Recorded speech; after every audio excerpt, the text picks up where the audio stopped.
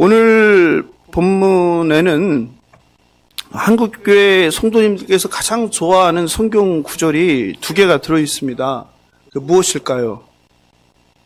하나는 마가복음 9장 23절이죠.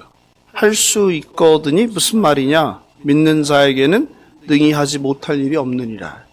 또 다른 하나는 무엇입니까? 마가복음 9장 29절이죠. 기도 외에 다른 것으로는 이런 종류가 나갈 수 없느니라. 모든 한국교회 성도들이 암송하고 좋아하고 맹신하는 구절들이죠. 이 두 구절은 빌립보서 4장 13절에 내게 능력 주시는 자 안에서 내가 모든 것을 할 수 있느니라 라는 사도 바울의 말씀과 함께 한국교회 성도들이 가장 좋아하고 붙잡고 기도하는 말씀 구절들이죠. 힘든 세상에 큰 힘과 위로를 주는 생명의 말씀들입니다. 그래서 대개 설교의 관심과 제목이 아무래도 본문 전체의 내용보다는 유명한 성경 구절인 23절이나 29절에 둡니다. 그리고 이 성경 구절은 누군가를 위로하거나 권면하거나 기도할 때 자주 인용하는 말씀이기도 합니다. 그러나 이 성경 구절들은 맥락 없이 한 절만 인용되며 기도 만능주의, 슈퍼맨과 같은 초능력주의, 또 만사 형통주의로 복음을 오해하게 만들 수 있습니다. 그래서 저는 여러분의 관심과 시선이 이 성경 구절이 아니라 오늘의 사건 자체에 두길 바라는 마음으로 제목을 원래 사건에 대한 귀신 들린 어린 아이 치유 사건의 의미라고 정했습니다. 지난 금요일 기도회에서 그 변화선에서 예수님께서 모습이 바뀐 사건의 의미가 무엇인지 우리는 함께 살펴보았습니다. 그 사건은 하나님과 하나님 나라의 영광이 어떠한지를 우리에게 미리 보여주는 아주 중요한 사건이라고 말씀드렸습니다. 또한 신자는, 성도는 거룩한 영적 체험을 하고 그 영적 체험 안에서 산 위에 계속 머무는 것이 아니라 산 아래 세상으로 내려와 주어진 일상을 살아야 한다고 말씀드렸습니다. 예수님과 제자들이 높은 산에서 세상으로 내려왔습니다. 지금 그들을 기다리고 있는 것은 무엇일까요? 예? 성경책에 나오죠. 저를 보지 마세요. 성경책에 있죠. 뭐가 기다리고 있어요? 예? 성경책에 거기 있는데, 예, 성경책을 보시면 뭐가 기다리고 있잖아요. 뭐가 기다리고 있습니까? 예? 사람들이 기다리고 있죠. 즉 수많은 사람들이 예수님과 베드로와 그 제자들이 오기를 기다리고 있어요. 그들은 뭘 갖고 기다리고 있습니까? 각자의 삶에 수많은 문제들을 가지고 주님을 기다리고 있어요. 마치 오늘 밤 여러분들이 이 자리에 그냥 나오지 않았잖아요. 수많은 기도 제목을 가지고 하나님께 기도하고 응답받기 위해서 나온 것처럼 많은 사람들이 산 아래에서 오실 주님을 기다리고 있습니다. 문제들을 가지고. 이처럼 우리가 사는 세상이라는 것은 소란한 문제들로 복잡하고 혼란스러운 곳입니다. 마가는 높은 산 위에서 경험한 그 영광스럽고 거룩하고 신비스러운 영적 체험과 산 아래에 존재하는 골치 아픈 문제들로 가득한 세상을 대조하고 있어요. 기다리는 무리 중에 누가 끼어 있습니까? 네? 서기관이 있죠. 서기관. 예? 서기관이 거기 있죠. 서기관. 그 무리 중에 서기관이 있어요. 이 지금 장소는 헤르몬산 근처잖아요. 예루살렘에서 아주 멀리 떨어져 있는 북쪽 끝에 헤르몬산 그 남쪽 아래 이 먼 데까지 서기관들이 찾아와서 감시하고 있는 거죠. 그리고 제자들과 변론하고 있는데 그게 14절이죠. 이에 그들이 제자들에게 와서 보니 큰 무리가 그들을 둘러싸고 서기관들이 그들과 더불어 변론하고 있더라. 이것은 예수님의 십자가를 향한 순환의 긴장감을 더해주는 언급이죠. 예수께서는 제자들이 물어보십니다. 너희가 무엇을 그들과 변론하였느냐? 남아있던 제자들은 무엇에 대해서 사람들과 서기관들과 변론했을까요? 네? 무엇을 변론했을까요? 그때 무리 중에 한 남자가 나와서 변론한 내용을 말합니다. 말 못하는 귀신 들린 아들의 아이의 아빠였습니다. 제자들에게 귀신을 쫓아달라고 했는데 제자들이 실패했다는 거예요. 아이의 아빠가 말하는 그 아이의 상태는 매우 심각했습니다. 18절에 보니까 귀신이 어디서든지 그를 잡으면 거꾸러져서 거품을 불고 이를 갈고 그리고 창백해지는 거예요. 이 증상이 뭐예요? 발작이죠. 지금은 좀 드문데 제가 어릴 때만 해도 동네에 이렇게 발작 일으키는 사람들이 있었습니다. 간질이라고 하는데 실제로 마태복음을 보면 이 어린아이가 간질에 걸렸다. 마태는 간질이라고 표현을 하죠. 이 간질이 생기면 불에도 들어가고 물에도 뛰어 들어갑니다. 이것은 아이에게 들린 귀신이 얼마나 잔인하고 폭력적인지를 말해주죠. 아이는 여러 차례 살면서 불에 들어가 온몸에 화상을 입은 상태였을 것입니다. 아빠는 자식이 이렇게 되는 것의 원인으로 말 못하게 하는 귀신이라고 생각합니다. 그래서 고쳐달라고 예수님을 찾아왔는데 예수님이 변화산, 높은 산에 올라가서 자리를 비운 사이에 남은 제자들에게 고침을 받으려고 했던 것입니다. 그러나 제자들은 실패했습니다. 치유를 고대하며 어린 아이를 데려온 아빠의 그 실망과 좌절이 얼마나 컸을까요? 그리고 그 현장을 감시하고 있던 서기관들이 바로 잡았다라는 마음으로 현장에 있는 제자들을 조롱하며 비웃었을 것입니다. 제자들은 쥐구멍이라도 있으면 들어가 숨고 싶은 심정이었을 것입니다. 그러던 사이에 예수께서 오신 거예요. 높은 산에서 변화산에서 내려오셔서 예수님과 제자들이 왔으니 누가 제일 기뻤겠습니까? 공경에 처했던 제자들이 제일 기뻤을 거예요. 그죠? 예. 그 문제를 가지고 삶의 고난을 가지고 해결받기 위해서 온 사람들보다 아마 제자들이 아마 더 기뻤을 거예요. 실망했던 아빠에게도 소망이 생겼습니다. 예수께서 아이를 데려오라고 합니다. 그리고 병이 언제부터인지 질문하십니다. 어릴 때부터이니 이렇게 대답하니까 아이의 병이 오래되었음을 의미해요. 무엇을 말하고자 하는 거예요? 이 병이 간단히 고칠 수 있는 게 아니구나. 그러니까 순간 애가 호전되었다고 예수가 고쳤다고 확신할 수 없는 병이구나 하는 거를 독자들에게 환기시키는 거예요. 그러니까 우연의 일치로 예수님께서 뭐 어떻게 했더니 괜찮아졌다 잠깐 그런 뜻이 아니라는 거죠. 그런데 아이가 예수님께 나오자 그 아이 안에 있는 귀신이 예수를 보고 곧 아이가 심히 경련을 일으키고 다시 땅에 대굴 구르면서 거품을 흘리고 있습니다. 예수께서 보시고 그 더러운 귀신을 꾸짖습니다.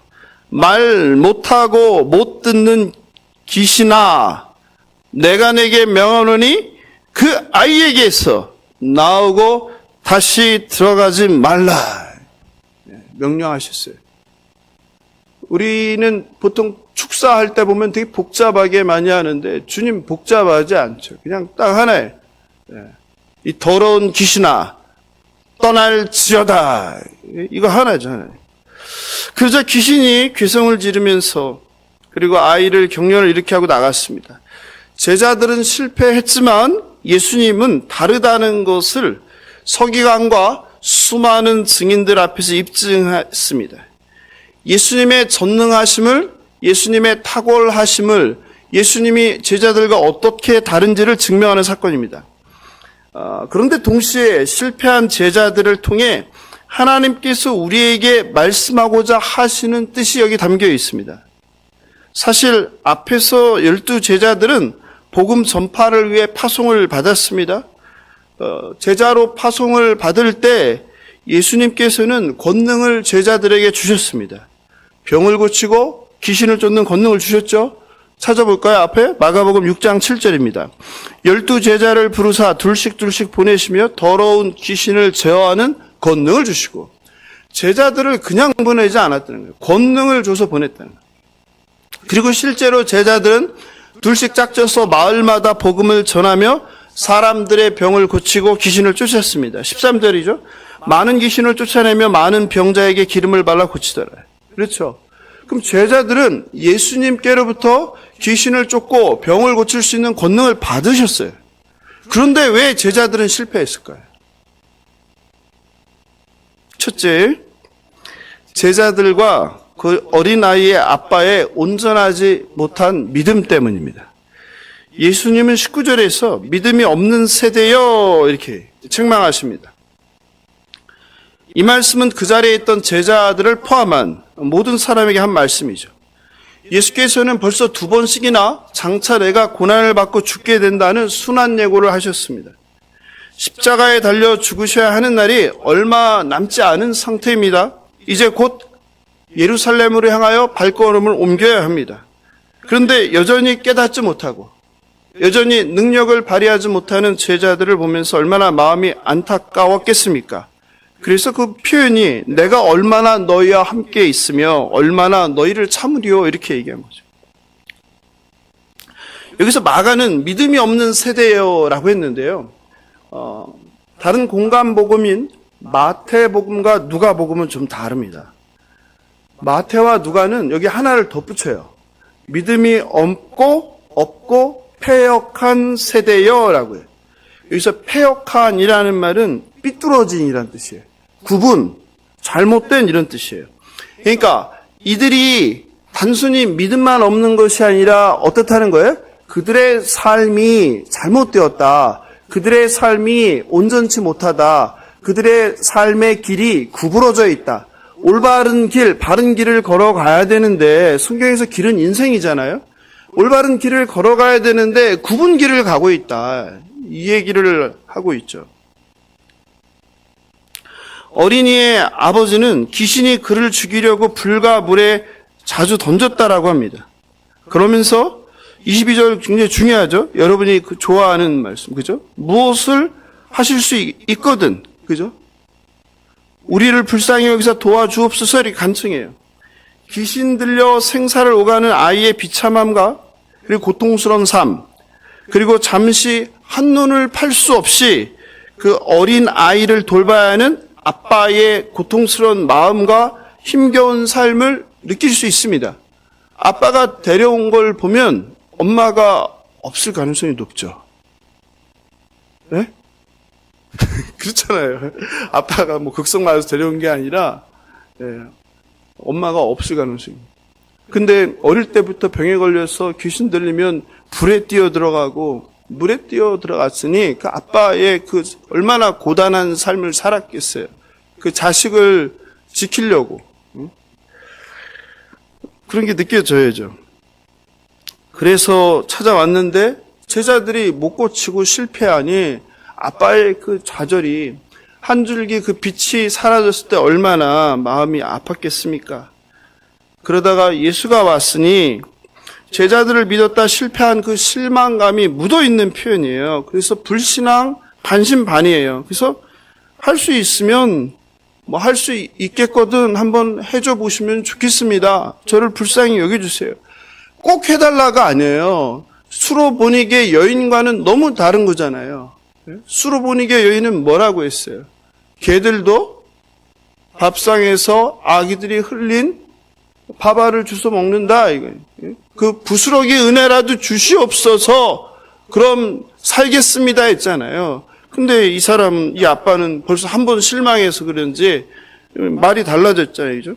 할 수 있으면 한번 해봐 주시옵소서. 완전한 믿음이 아니죠. 많은 경우 우리도 이렇게 기도할 때가 많습니다. 간절히 기도하다, 오랫동안 기도하다, 응답 없는 하나님의 그 침묵에 지쳐갑니다. 그러면 이런 어린아이의 아버지와 같은 마음으로 하나님께 마음을 갖고 기도할 때가 있죠. 하나님 도와주십시오. 하나님 이 문제를 꼭 해결해 주십시오. 이 고난이 끝나게 해 주십시오. 이것이 해결 안 되면 전 죽을 수밖에 없습니다. 제가 죽는 꼴 보지 않으려면 꼭 해결해 주셔야 됩니다. 이렇게 배수의 진을 치고 절박하고 간절하게 기도하는 게 아니라 그냥 되게 그냥 아니면 할 수 없고요. 예, 이런 뭐 착한 기도를 하죠. 하나님 편한 기도. 예? 하나님이 별로 성가시지 않은 기도 그냥 들어주시면 좋고 아니면 뭐 할 수 없고요. 예? 이게 예수님이 이렇게 말씀하세요. 같이 한번 읽어볼까요? 할 수 있거든이 무슨 말이냐? 믿는 자에게는 능히 하지 못할 일이 없느니라. 그래서 이 말에 한국교회는 열광하는 거 아니에요. 모든 성도가 이 말 붙들고 그냥 뭐 이걸 마치 그냥 모든 성경 66권이냐 그냥 붙들고 사는 거 아니에요.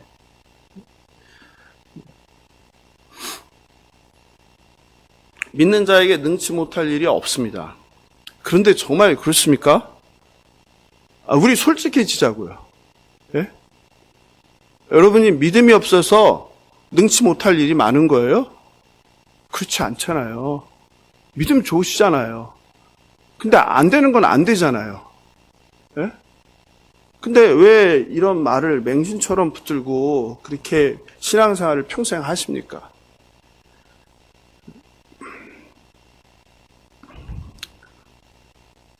불치병을 고쳐달라고 매달렸지만 못 고치는 경우가 더 많아요. 사고로 장애가 났는데 장애 난 거 이거 의학적으로 불가능하다는데 하나님은 전능하시니까 이거 해주실 수 있다며요. 믿음만 있으면. 근데 안 해주시는 경우가 더 많아요. 아니 불치병을 고쳐주는 게 아니라 더 악화돼서 심지어 세상을 떠나기도 해요. 이게 우리가 마주하는 현실이잖아요. 물론 기적적으로 불치병이 낫기도 하고 기적적으로 초자연적인 이해할 수 없는 현상으로 세상의 의술은 불가능하다고 하는데 고침을 받는 경우가 있어요. 근데 그런 경우가 얼마나 있겠어요? 열에 하나? 100에 하나? 1000에 하나? 만에 하나? 10만에 하나? 100만에 하나? 아니에요? 근데 왜 나머지 그 많은 사람들이 평생 스스로 희망 고문을 하고 남들을 희망 고문하면서 이 말씀을 그렇게 문자적으로 붙들고 살아야 하는지 저는 질문을 던지고 싶어요. 우리가 인정해야죠. 예? 우리 신앙을, 우리의 삶을 우리가 무슨 변화산에서 살고 있는 게 아니라니까요. 우리는 어딜 살아요? 현실이라는 이 땅을 살아가는 거예요. 이성과 과학과 이게 지배하는 세상 속에서 하늘 소망을 두고 보이지 않는 세상을 우리는 바라보고 믿으면서 사는 거죠. 그러나 땅은 어디에 딛고 사는 거예요? 현실이라는 삶을, 일상을 딛고 사는 거예요. 사실 믿음이 약한 사람은요, 이런 말로 계속 이렇게 희망을 주고 고문을 하면 큰 절망과 좌절 가운데 아예 믿음을 떠나버리는 수가 있어요. 우리는 말씀을 올바로 분별해야 됩니다. 우리가 정말 좋아하고 사랑하고 맹신하는 이 말씀은 잘 보세요, 상황을. 그래서 한 구절 붙잡고 그러면 안 되는 거예요. 그래서 제가 오늘 제목을 그렇게 잡은 거예요. 그 여러분이 좋아하는 구절을 붙잡지 말고 그걸 제목으로 하면 또 그건 붙잡을 테니까 이 사건을 보자, 사건. 어떤 사건 속에서 이것이 일어났는가. 예. 볼까요? 어떤 상황에 누구와 대화하는 거예요?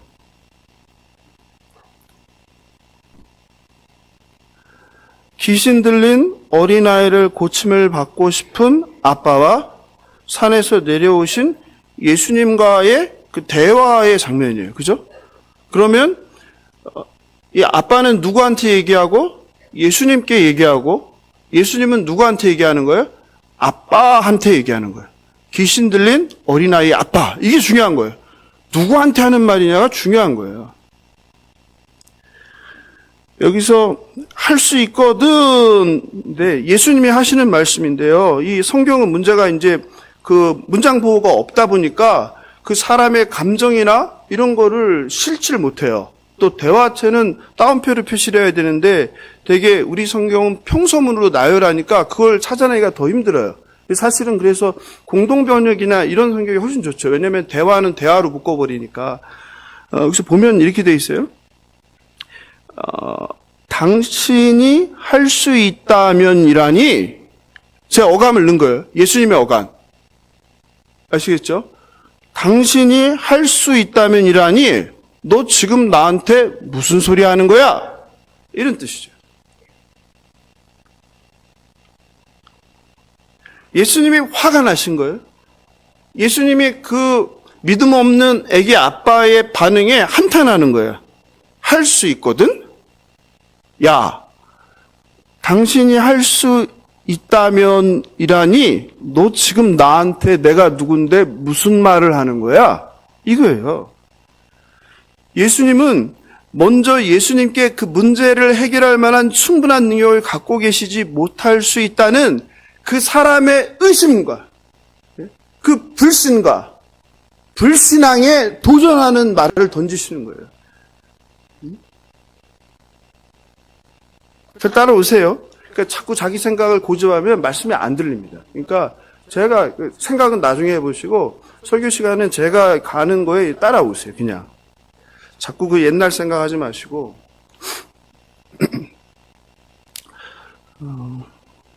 내가 할 수 있다면이 무슨 의미냐라고 질책을 하시는 거란 말이에요. 이게 평소문이 아니란 말이에요. 너 도대체 지금 나를 뭘로 알고 그런 소리를 하는 거? 내가 하나님이고 하나님의 아들인데 나한테 감히 당신이 할 수 있거든 해봐? 이 말을 하시는 거예요. 그러니까 요점은, 핵심은 뭐냐? 잘 들으세요. 이게 중요하니까. 충분한 믿음이 있으면 네가, 그러니까 우리가, 제가 하나님을 향한 충분한 믿음이 있으면 내가 무슨 일을 할 수 있다가 아닌 거예요. 핵심은 뭐예요? 하나님은 무슨 일이든지 할 수 있는 전능하신 분이다. 아멘. 이게 핵심이에요. 내가 믿음이 있으면 내가 모든 걸 하는 게 아니라고요. 그 믿음의 대상은 나가 아니라 누구라는 거예요? 하나님 아버지라는 거예요. 그의 아들 예수 그리스도라는 거예요. 지금 이게 그 뜻이에요. 오늘 말씀의 의미를 정확히 알고 나의 능력이 아닌 하나님의 능력을 의지하시는 저와 여러분 되시길 주님의 이름으로 축원합니다.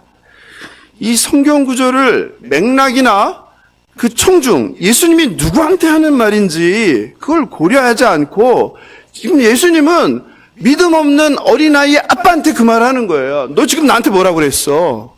할 수 있거든? 내가 누군데? 나는 모든 것을 할 수 있는 사람이야. 이 말이에요. 그러므로 이 성경 구절을 맥락이나 그 청중이 누군지를 고려하지 않고 그냥 문자 그대로 그냥 믿고 그냥 일반화하는 것은 오히려 잘못된 맹신이나 잘못된 삶의 태도나 결과를 가져올 수 있습니다. 제가 계속 말씀드리지만 성경 말씀을 맥락 없이 그냥 한 절만 떼서 문자대로 맹목적으로 믿고 확신하는 것은 위험합니다. 그게 서두에서 설명한 대표적인 게 뭐예요? 빌립보서 4장 13절. 내게 능력 주시는 자 안에서 내가 모든 것을 할 수 있느니라. 이것도 잘못된 번역이잖아요. 그죠? 그 맥락에서 이해해야 되는데 그냥 그 한 줄만 좋아서 내가 슈퍼맨이 되고 싶어서 내가 세상을 지배하고 싶어서 내가 세상에서 제일 높아지기 위해서 뭐가 필요하니까 힘이 필요하니까 그런 말만 좋아하는 거잖아요. 수많은 믿음의 선진들이 어떻게 되셨어요? 우리가 주일날을 살펴봤는데 누가? 짐 엘리엇과 친구들이 밀림의 잔인한 부족들에게 복음을 전하러 갔다가 복음을 전하기도 전에 강에서 다 순교당했어요. 여러분, 목숨을 걸고 가는 믿음인데 그들에게 믿음이 없다고 할 수 있습니까? 없죠. 그 전에 얼마나 많이 기도했겠어요. 근데 그들에게 복음을 전하기 전에 그냥 강바닥에서 순교했어요. 주일날은 제가 말씀을 안 드렸는데요. 나중에 사람들이 너무 놀랐어요. 왜냐하면 주머니에 뭐가 들어있었어요? 총이 들어있었어요. 그러니까 그들이 공격할 때 총을 쏴서 방어할 수 있는데 총을 쏘지 않은 거예요. 여러분, 그런 믿음이에요. 그런 믿음. 그런데 순교했어요. 순교. 우리를 앞서간 믿음의 수많은 순교자들이 다 우리보다 믿음이 훌륭했어요. 우리보다 더 많은 기도를 했어요. 그 결과는 뭐예요? 순교예요. 잘 생각해 보세요. 심지어는 비참하게 죽었어요. 이사야는 나무통에서 톱으로 몸뚱아리가 두 동강이 나서 죽었어요. 베드로는 교회 사회하면 거꾸로 십자가에 매달려 죽었다 그죠?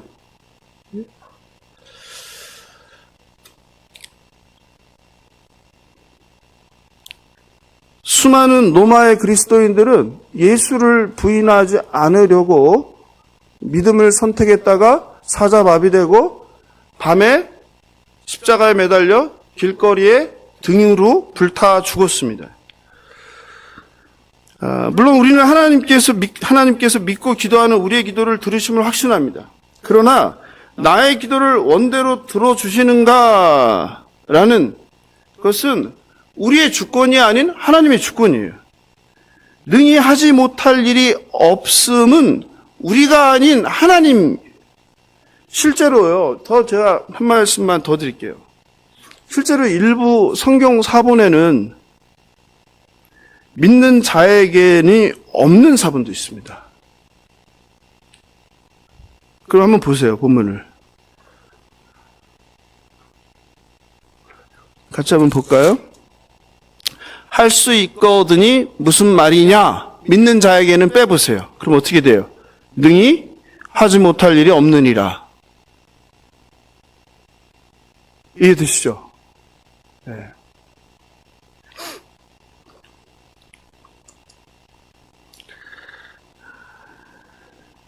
누군가를 위해 주님의 이 말씀을 믿고 간구하는 것은 중요해요. 다시요.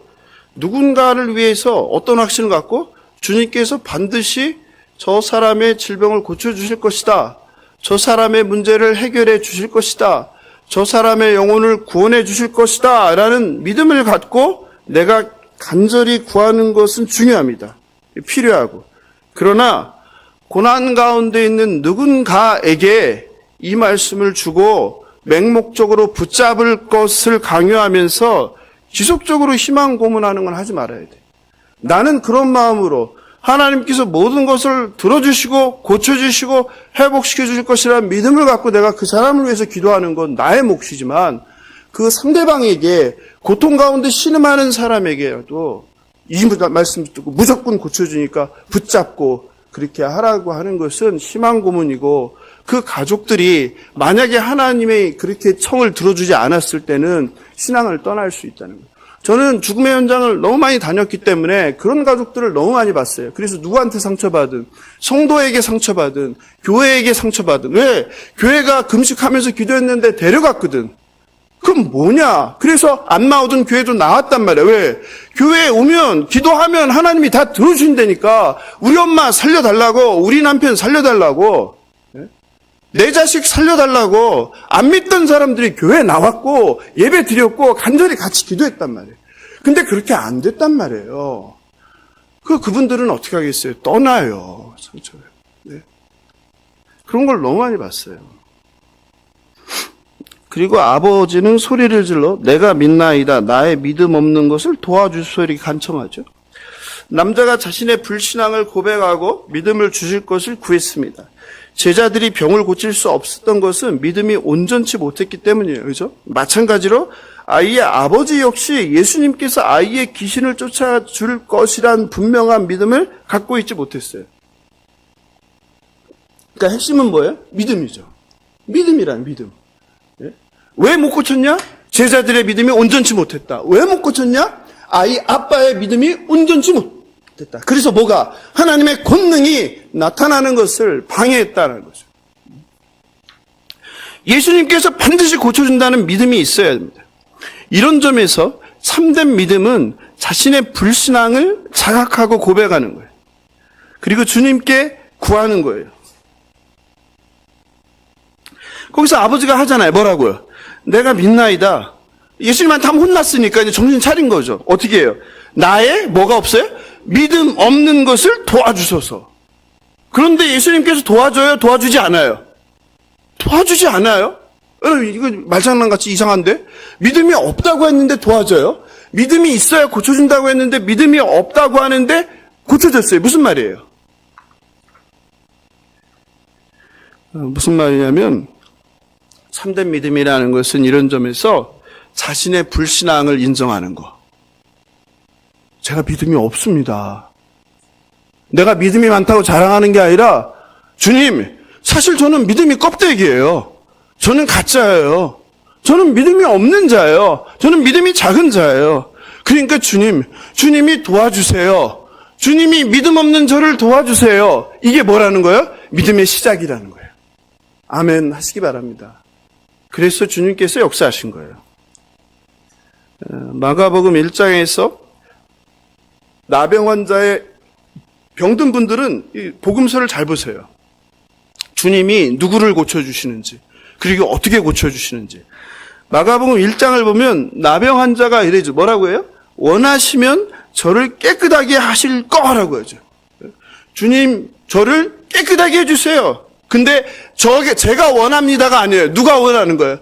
주님께서 저를 불쌍히 여겨주시면 이런 말이에요. 얼마나 겸손한 편이에요. 제발 저를 살려주세요가 아니에요. 주님, 제가 어떤 사람이라는 거예요? 그런 은혜를 받을 자격도 없는 저는 더러운 사람이에요. 그런데 주님께서 저를 불쌍히 여겨주셔서 저를 고쳐주고 싶으시다면 저를 고쳐주시면 저는 정말 성은이 만극하겠습니다. 이 말이잖아요. 예? 믿음이 없는 게 아니라 너무나 대단한 믿음인 거예요. 겸손한 믿음인 거예요. 예? 2장에서는 중풍병자 4사람들의 믿음을 보시고 중풍병을 고치고 죄사함을 해주셨죠. 믿음이에요, 믿음. 12의 혈루병을 앓는 여인은 뭐예요? 예수님의 옷에 솔기만 잡아도 나을 것이라는 그 여인의 믿음을 보고 고쳐주셨죠. 아멘. 그래서 너무 놀라운 최고의 창사를 했어요. 뭐예요? 딸아, 사랑하는 내 딸아, 네 믿음이 너를 구원하였으니 평안히 가라. 내 병에서 놓여 건강할지어다. 아멘이죠. 아멘을 받으셔야죠. 누가복음 7장에서는 뭐라고 그랬어요? 그 백부장 말씀만 하사 내 하인을 낫게 하소서. 갈 필요도 없는 거예요. 주님이 어떤 분인데 갈 필요 없습니다. 그냥 말씀만 하면 고침을 받습니다. 이 믿음을 보고 더 큰 칭송을 받았죠. 그게 뭐예요? 누가복음 7장 9절. 예수께서 들으시고 그를 놀랍게 여겨 돌이키사 따르는 무리에게 이르시되 내가 너희에게 이르노니 이스라엘 중에도 이만한 믿음을 보지 못하였다. 최고의 극찬이죠. 이방인을 향한. 그죠? 반면에 믿음이 없어서 능력이 나타나지 않는 경우가 성경에 또 있죠. 그게 언제예요? 얼마 전에 봤죠. 마가복음 6장. 마가복음 6장 5절, 6절 보면 예수님이 제자들을 데리고 고향을 방문하잖아요. 같이 읽어볼까요? 시작. 거기서는 아무 권능도 행하실 수 없어 다만 소수의 병자에게 안수해 고치실 뿐이었고, 고향을 갔는데 고쳐줄 사람이 많잖아요. 근데 고침을 받는 사람이 없었다는 거예요. 왜요? 6절에 있죠. 그들이 뭐가 없다? 믿지 않더라. 믿음이 없더라. 믿음이 없으니까 뭐도 없더라? 기적도 표적도 나타나지 않더라. 내가 제일 사랑하는 고향인데, 나를 제일 많이 아는 사람들인데, 그래서 다 고쳐주고 싶은데 안 되더라. 여러분, 예수님은 또 틈만 나면 제자들을 책망하셨어요. 뭐라고? 믿음이 작은 자요. 그죠? 마태복음 6장 31절이죠. 오늘 있다가 내일 아궁이에 던져지는 들풀도 하나님이 이렇게 입히시거든 하물며 너희일까 보냐? 믿음이 작은 자들아. 그죠? 마태복음 14장 31절이죠. 예수께서 즉시 손을 내밀어 그를 붙잡으며 이르시되 믿음이 작은 자여 왜 의심하였느냐. 풍랑을 만나 두려움에 떠는 제자들에게도 믿음이 작다고 하셨죠. 예수께서 이르시되 어찌하여 무서워하느냐? 믿음이 작은 자들아. 특별히 마태는 제자들이 귀신을 쫓지 못한 이유를 믿음이 작은 까닭이라고 얘기해요. 병행본문. 마태복음 17장 20절이에요. 중요한 본문인데 병행본문이거든요. 그러니까 마가랑 이게 달라요. 한번 보세요. 마태복음 17장 20절 한번 같이 읽어보겠습니다. 시작. 너희 믿음이 작은 까닭이니라. 진실로 너희에게 이르노니 만일 너희에게 믿음이 겨자씨 하나만큼만 있어도 이 산을 명하여 여기서 저기로 옮기지라 하면 옮겨질 것이에요. 여러분, 똑같은 거예요. 이거를 문자적으로 믿으면 어떻게 해야 돼요? 산에 가서 자기 믿음을 시험을 해봐야죠. 산이 옮겨가나, 내가 기도한다고. 옮겨가요? 옮겨가지 않아요? 옮겨가지 않아요. 옮겨간다고 생각하고 그 앞에서 죽기 살기로 기도하는 그걸 맹신이라고 하는 거예요. 그걸 문자주의라고 하는 거예요. 그거는 과장법이죠. 여러분, 그러면 기도해, 기도 계속. 예? 여러분, 말씀을 잘 분별해야 됩니다. 마태는 뭘 얘기하지 않았어요? 기도를 또 얘기하지 않았어요. 예? 믿음이라고 했어요. 그러니까 마가는 뭐와 뭐라고 했어요? 믿음과 기도. 근데 마태는 기도를 뺐네요. 이것도 왜 그랬을까? 우리가 생각해 봐야 돼요. 마태는 왜 이렇게 했을까?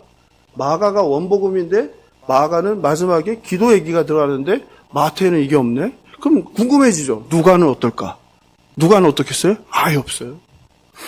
뒤에서 얘기하겠지만. 사랑하는 성도 여러분, 여러분의 믿음은 어떻습니까? 세상 사람들처럼 믿음이 없습니까? 아니면 무리들처럼 잘못된 믿음입니까? 아니면 제자들처럼 작은 믿음입니까? 바라옵기는 어린아이의 아빠처럼 내가 믿나이다. 나의 믿음 없는 것을 도와주소서라고 간절히 기도하시길 바랍니다. 나의 능력이 아니라 전능하신 예수님을 믿으시는 저와 여러분 되길 주님의 이름으로 축원합니다. 믿음은 나의 능력을 확장하는 게 아닙니다. 하나님의 완전하신 능력을 믿는 거예요. 두 번째로 제자들이 귀신을 쫓지 못한 이유는 참된 기도의 부재예요. 오늘 마가복음은 그렇게 얘기했죠. 귀신 들린 어린아이를 고친 사건 후에 집에 돌아온 제자들이 예수님께 물어봐요. 뭐라고 물어봐요? 예수님, 왜 우리는 귀신을 못 쫓았어요? 분명히 권능을 주셨는데 왜 못 쫓았어요? 그러니까 예수님이 대답하세요. 굉장히 중요하죠. 기도 외에 다른 것으로는 이런 종류가 나갈 수 없다. 이런 종류는 뭘까요? 더러운 귀신이죠. 오랫동안 아이를 괴롭힌 귀신. 그리고 이것은 바로 예수님의 전능하심을 강조하는 거예요. 그런데 여기서 좀 전에 제가 언급했는데 한 가지 생각할 게 있어요. 다른 복음인 마태와 누가는 이 사건을 다루면서 29절이 여러분이 제일 좋아하는 거잖아요. 23절과 29절을 여러분이 맨날 기도할 때 붙들고 하는 거 아니에요? 그죠? 기도 하는 거잖아요. 근데 이게 마태와 누가는 이걸 안 썼단 말이에요. 왜 안 썼을까? 이게 우리가 그렇게 좋아하는 말씀인데, 그렇게 중요한 말씀인데, 내가 인생을 거는 말씀이잖아요. 근데 누구만? 마가만 쓰고 마태와 누가는 무슨 책을 보고 썼어요? 마가복음을 보고서 책을 썼잖아요.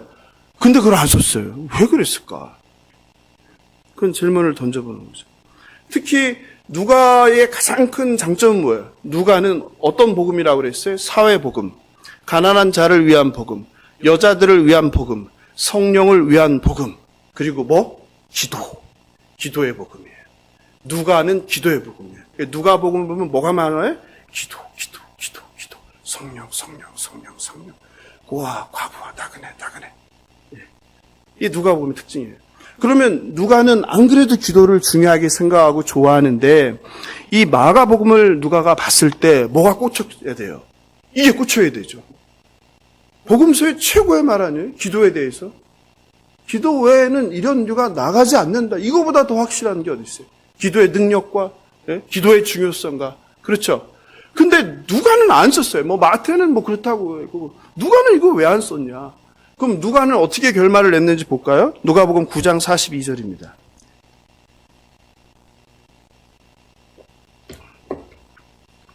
평생을 이 말씀을 붙들고 기도를 하셔서 지금 많이 힘겨우신 것 같아요.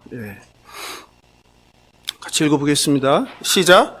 올 때에 귀신이 그를 거꾸로 엎드리고 심한 경련을 일으키게 하는지라 예수께서 더러운 귀신을 꾸짖으시고 아이를 낫게 하사 그 아버지에게 도로 주시니. 없죠? 이게 끝이에요. That's all. 끝.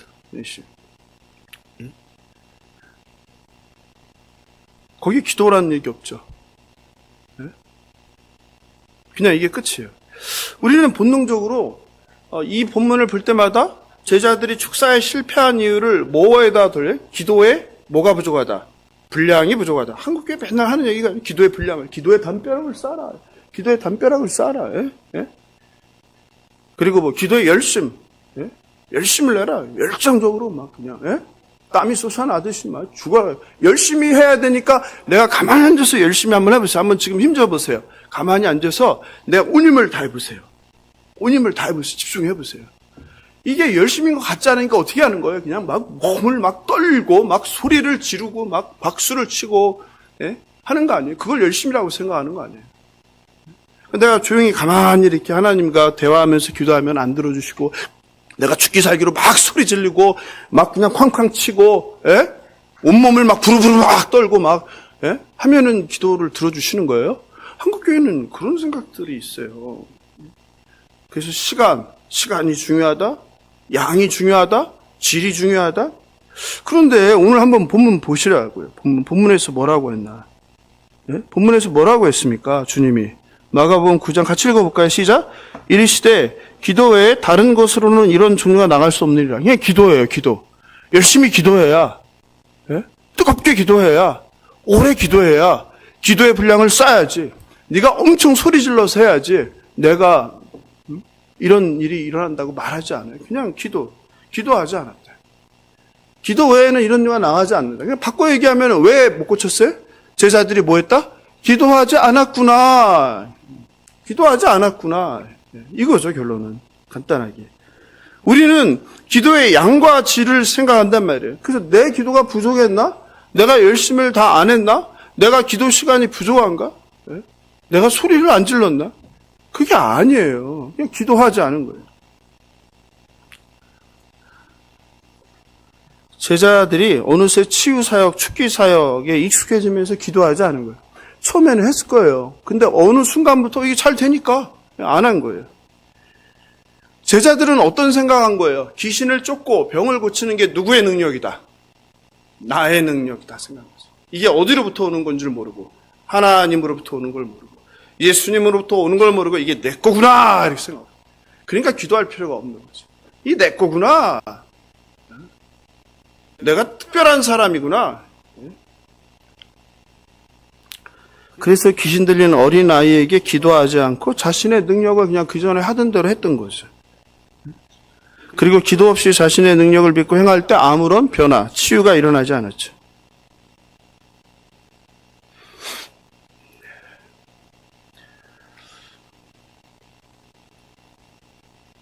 그러나 예수님은 늘 기도하셨어요.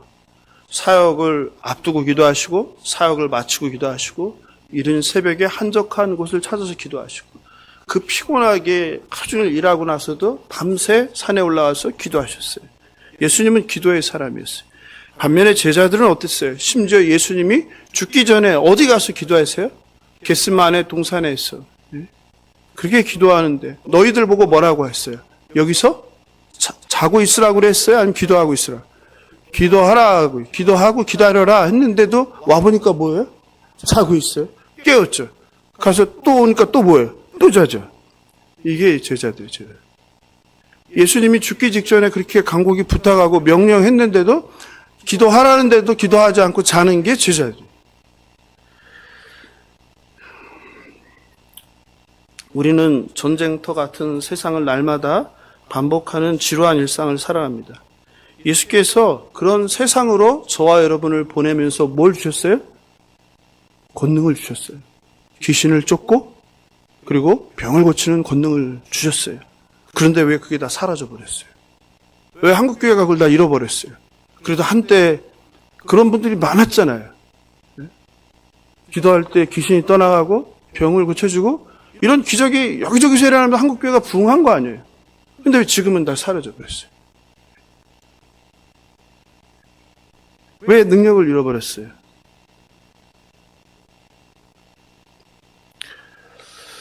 (13세기에) 토마스 아퀴나스라는 위대한 신학자가 있습니다. 어느 날 그가 교황청의 발코니에서 교황 이노첸시우스 4세와 대화를 합니다.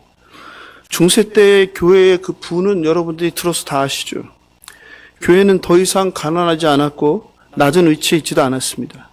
대화를 하는 중에 마침 교황청으로부터 돈주머니가 수송되어 오는 행렬이 있었습니다. 교황청으로. 교황은 그것을 보고 이렇게 얘기했어요. 저기 보세요. 이제는 금과 은은 내게 없노라고 교회가 말하던 그런 시대가 지나갔어요. 금과 은은 내게 없노라. 누구 말입니까? 성전 미문에 앉은 누굴?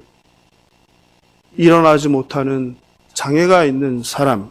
그 사람에게 누가? 지나가던 베드로가 했던 말이죠. 뭐라고 했어요?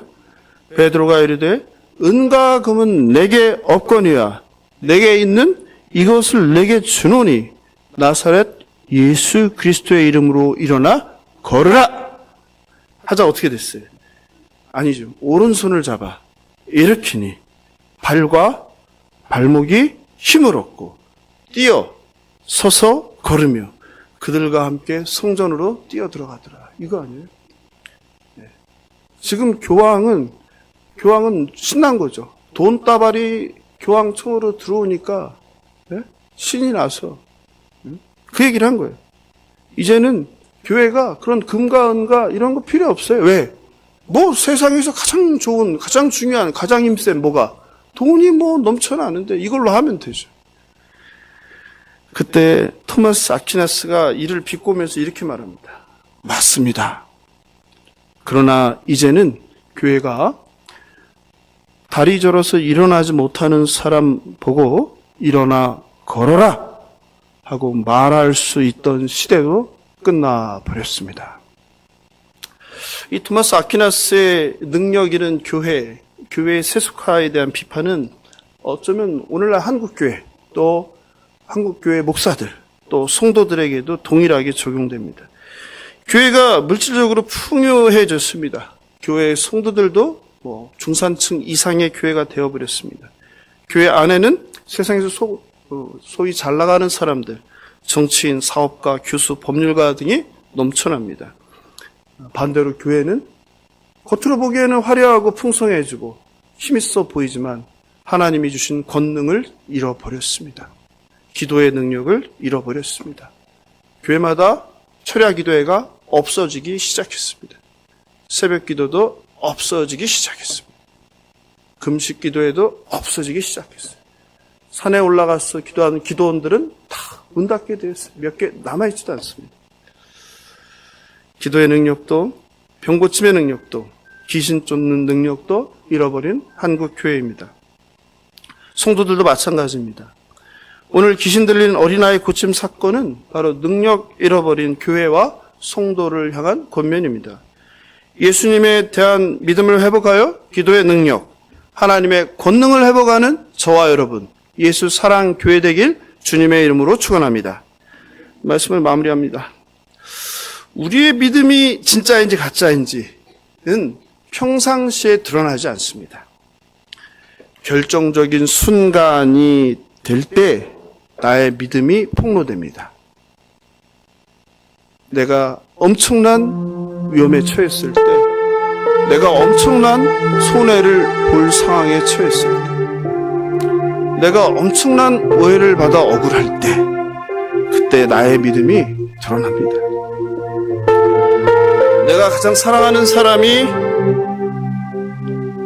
죽음을 맞이하는 순간, 아니 내가 불치병에 걸렸다는 소리를 들었을 때, 나의 사업이 점점 기울어갈 때, 당연히 될 줄 알았는데 불합격했을 때, 믿었던 사람에게 배신을 당할 때, 믿었던 직장에서 쫓겨나게 될 때, 모든 것이 내 뜻대로 되지 않고 무너져갈 때, 우리의 믿음은 도전을 받고 나의 믿음의 민낯이 드러납니다.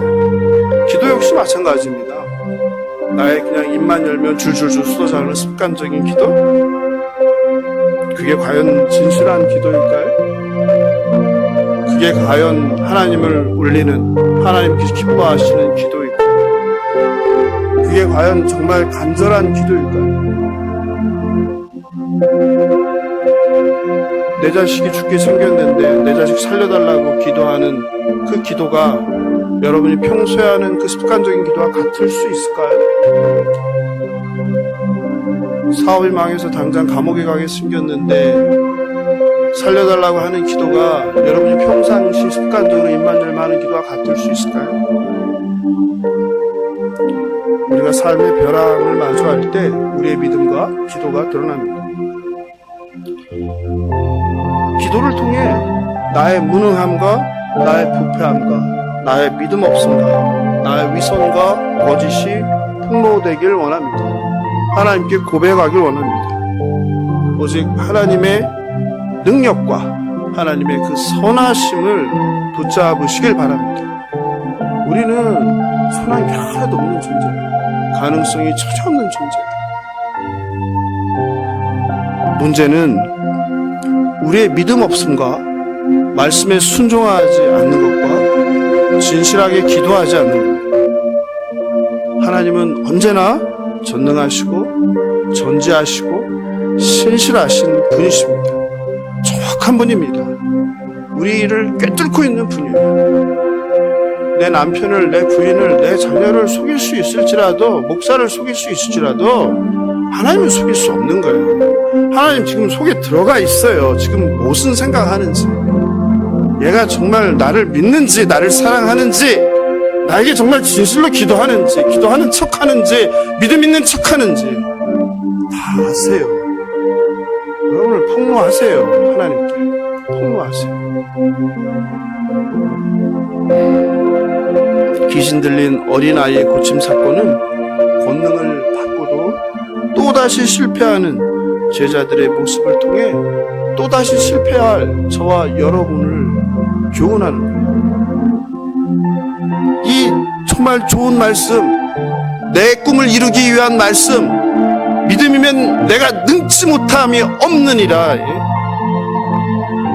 이런 말씀 붙들고 내 세상을 만들려고 하는 그런 뜻이 아니라고 저는 생각해요. 기도에는 이런 이유가 나가지 않는다. 그럼 세상에서 열심히 살 이유가 없죠. 기도만 하고 있죠. 뭔가 이루기 위해서. 그게 아니라고. 우리는 산 위에 사는 사람이 아니라 산 아래 세상에서 살아가야 하는 사람. 잊지 마십시오. 주어진 곳에서 최선을 다해서 성실하게 하나님의 뜻을 묻고 내 뜻을 접는 게 신자의 삶입니다. 나의 능력 없음을 고백하고 하나님의 능력만 자랑하길 원합니다. 하나님, 우리에게 기도의 능력을 주시옵소서. 하나님, 잃어버린 그 하나님의 권능을 갖고 사역하게 하시옵소서. 하나님, 그 권능을 가지고 우리를 조롱하는 세상을 향하여, 믿지 않는 사람들을 향하여 회개하라. 하나님의 나라 가까이 왔다. 이 더러운 귀신아 떠나갈지어다. 이 병든 자를 불쌍히 여겨주시옵소서. 고쳐주시옵소서. 우리에게 권능이 필요합니다. 이 권능을 구하는 저와 여러분 되길 주님의 이름으로 축원합니다. 함께 찬양하고 기도하겠습니다.